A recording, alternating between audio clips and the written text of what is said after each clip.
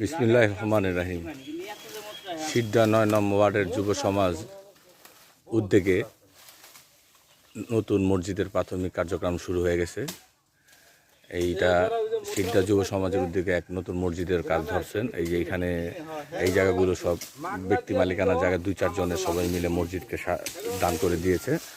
এখন যুব সমাজ উদ্যোগে গাছ কেটে পরিষ্কার করা হচ্ছে। ইনশাল্লাহ এখানে মসজিদের কাজ শুরু হয়ে যাবে। এই যে সুমজামার উদ্যোগে প্রতি বছর এই মাঠে 31st নাইট যেখানে ডিজে পার্টি হইতো তারা ওয়াজ মাহফিল আয়োজন করে। এখন আর এখানে ডিজে হয় না, ওয়াজ হয়। আর এই ওয়াজের উদ্যোগ নিতে নিতেই এখন এখানে আবার নতুন এক মসজিদের আয়োজন করা হয়েছে এবং তাদের একটা ইচ্ছাও আছে এর চেয়ে বড় যে গণকবরস্থান তৈরি করা। সবাই দোয়া সাহায্য সহযোগিতা করবেন যাতে তারা কোনো এক সময় গণকবর দিতে পারেন। সবার কাছে দোয়া চায় এবং সাহায্য সহযোগিতা চায় যাতে তারা এই কাজগুলো সুন্দরভাবে সেফভাবে করতে পারে।